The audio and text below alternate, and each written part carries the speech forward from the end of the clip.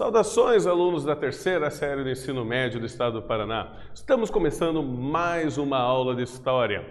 Aula essa em que nós vamos justamente abordar o fim do trabalho escravo no Brasil e como ocorreu a substituição do trabalho escravo no Brasil para o trabalho assalariado. Então, quais são os objetivos da nossa aula de hoje? Simplesmente identificar as causas que levaram ao crescimento do movimento abolicionista no Brasil. Também conhecer os protagonistas do processo abolicionista e as principais legislações que levaram ao fim do uso desse tipo de mão de obra no Brasil, assim como compreender as consequências do fim do trabalho escravo para a sociedade brasileira e principalmente para os ex-cativos, aqueles que foram submetidos a essa modalidade de trabalho. Então, mão de obra escrava africana. Vamos pensar aqui. Africanos escravizados foram trazidos para o Brasil contra a sua vontade, para trabalhar principalmente nos engenhos de cana-de-açúcar.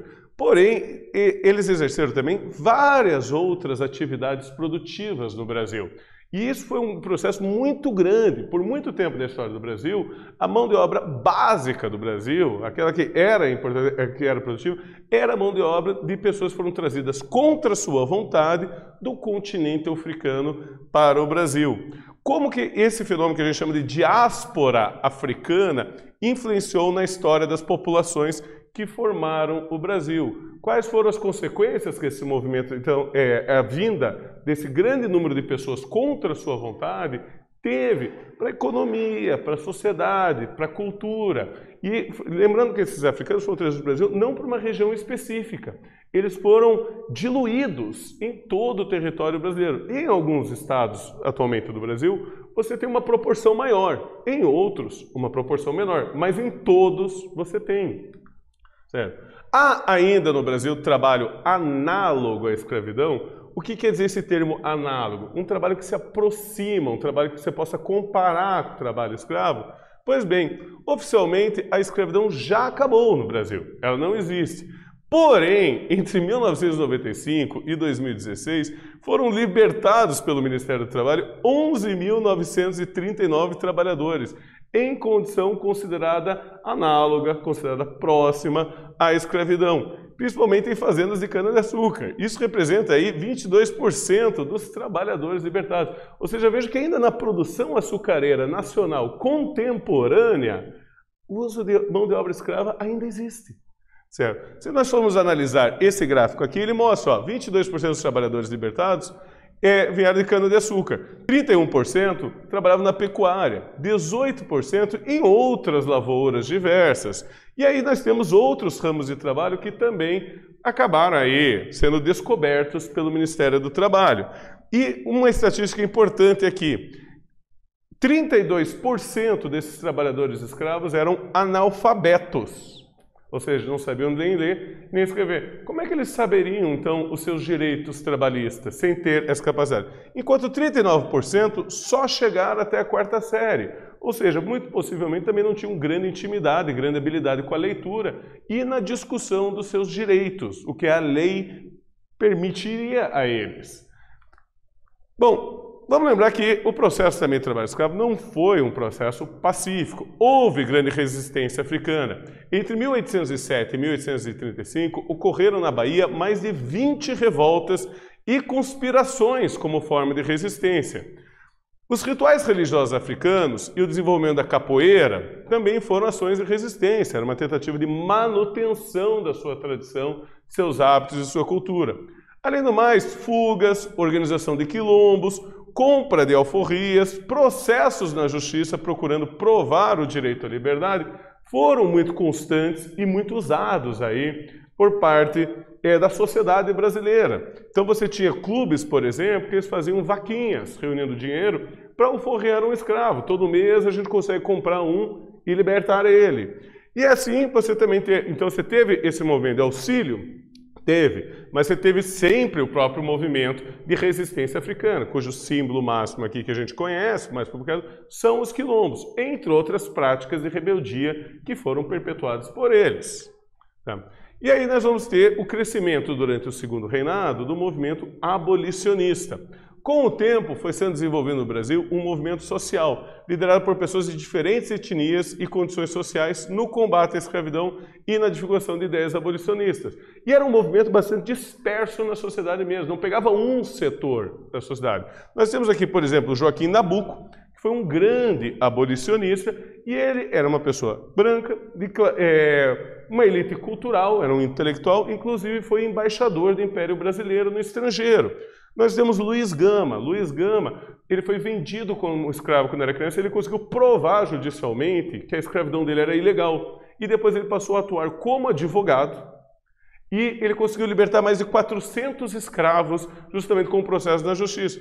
E nós temos André Rebouças, que nunca foi um escravo, mas é um dos grandes líderes do abolicionismo, e ele era um engenheiro de origem africana. Uma pessoa, então, de cultura, de inteligência, de estudo, e era amigo pessoal de Dom Pedro II.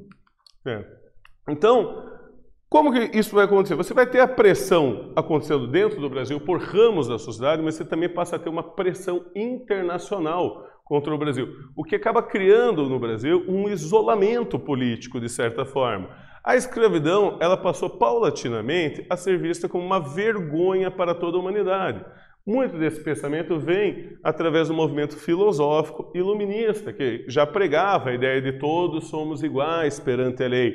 Então, vamos garantir a igualdade de todos. Em 1865, com o fim da escravidão nos Estados Unidos, que passou por sua guerra civil, o Brasil passou a ficar cada vez mais isolado. Nós éramos o último país ocidental a manter o trabalho escravo. Então fazia o Brasil parecer aí uma exceção entre os países judaicos, cristãos, ocidentais, pós-iluministas. E após os escravizados lutarem e morrerem com bravura na Guerra do Paraguai, vamos lembrar que eles ingressaram grande parte do corpo dos voluntários da pátria, o Exército também passa a defender o abolicionismo. Então o Exército passa então também a defender essa nova ideia, justamente por quê? Porque eles lutaram também em defesa da pátria, eles sangraram, se sacrificaram em defesa da pátria. Por que eles seriam então diferentes dos demais membros aí do Exército? Então você tem todo esse crescimento que vai ocorrendo durante o segundo reinado. Mas vamos então para a primeira atividade da aula de hoje, em que eu pergunto para vocês: quais os motivos que levaram ao aumento do movimento abolicionista no Brasil? Vocês vão ter aí um tempinho para pensar e eu já retorno.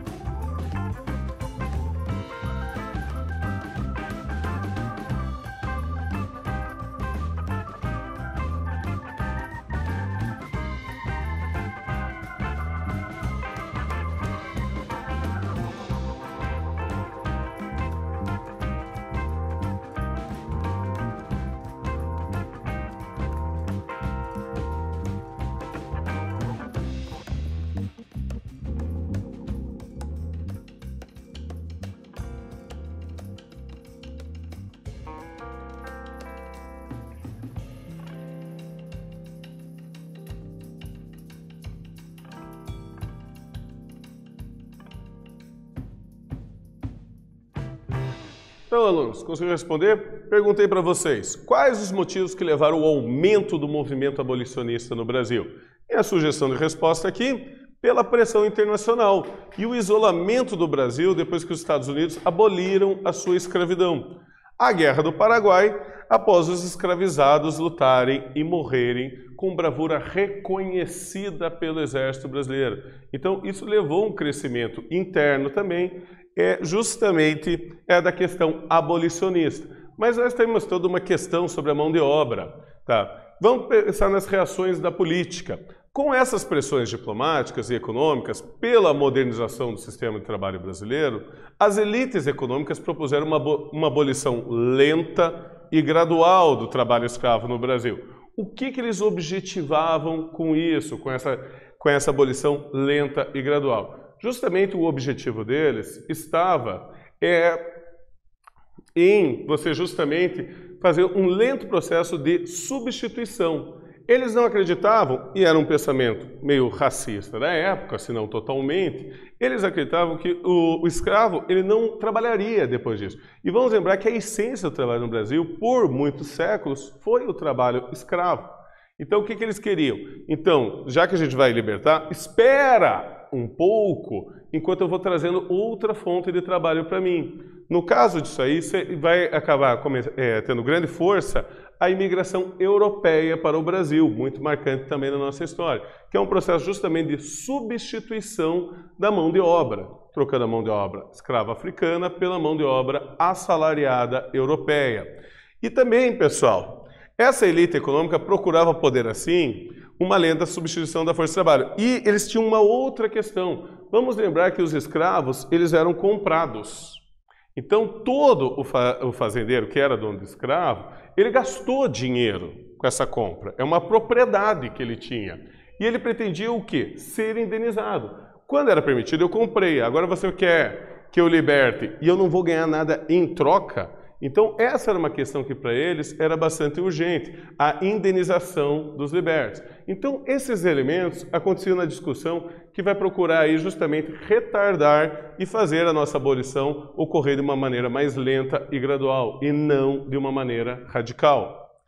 A primeira grande lei que nós vamos ter aqui, que vai proporcionar essa abolição lenta e gradual, é a chamada Lei do Ventre Livre. Ela foi promulgada em 1871. Ela foi patrocinada por Visconde do Rio Branco e estabelecia que qualquer filho de escravo nascido a partir da data dessa lei seria considerado livre. Tá? Porém, ela estabelecia que para ser libertado, o senhor receberia ou uma indenização de 600 mil réis do Estado ou a criança teria que prestar serviço até os 21 anos. Então, ela não era libertada de imediato. Ela ainda teria que fazer. Como o Estado não tinha tanto dinheiro para pagar pela libertação de tantas descendentes africanos no Brasil, basicamente, quem se submeteu a essa lei acabou tendo que prestar esse serviço até os 21 anos. Não houve grandes pessoas que foram libertadas aqui, justamente porque essa lei aí, outras leis vão interferir no processo de abolição brasileira. Tá? Então, essa foi a primeira lei. O filho seria libertado, o pai e a mãe não. A outra grande lei que nós temos desse período é justamente a Lei do Sexagenário. Ela foi promulgada em 1885 e declarava a liberdade dos escravizados acima de 60 anos, desde que eles ainda pagassem 3 anos de indenização trabalhando. Ou seja, na prática, eles só seriam alforreados aos 63 anos de idade. Tá? Isso aí era um grande problema. Se você for pensar, para aquela época, em 1885, a média de vida dos brasileiros era muito mais baixa. Imagine, então, a média de vida de um escravizado. Tá? Isso seria um grande problema. Basicamente, quase ninguém conseguiria alcançar essa idade para justamente conseguir o benefício da lei do sexagenário. Só que essa lei também trazia uma outra questão. Ela declarava uma multa de 500 a 1.000 réis a quem acolhesse escravizados fugidos. Ou seja, veja, se por um lado ela dá uma condição de libertação, por outro lado ela pune qualquer pessoa que ajudasse na fuga de escravos. E era uma coisa que estava acontecendo bastante na época. Você tinha alguns setores do movimento abolicionista que pregavam a fuga de escravos, que incentivavam e auxiliavam. Tá? Então, essa aí são os dois lados da lei do sexagenário.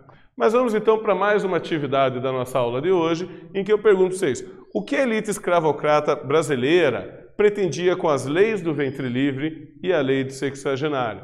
Vocês vão ter um tempinho aí para pensar e eu já retorno.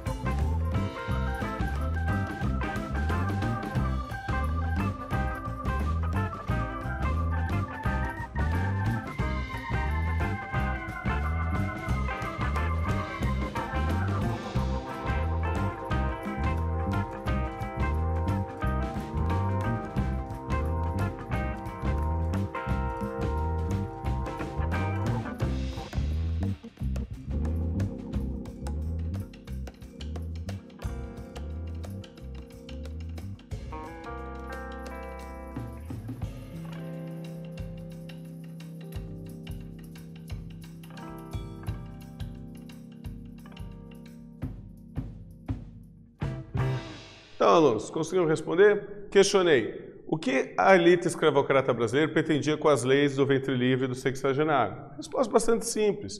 A elite escravocrata pretendia atrasar o processo de abolição, iniciando um processo de substituição pela mão de obra de imigrantes europeus. Então é isso que eles pretendiam. Demora um pouquinho até a gente se organizar aqui com uma nova mão de obra.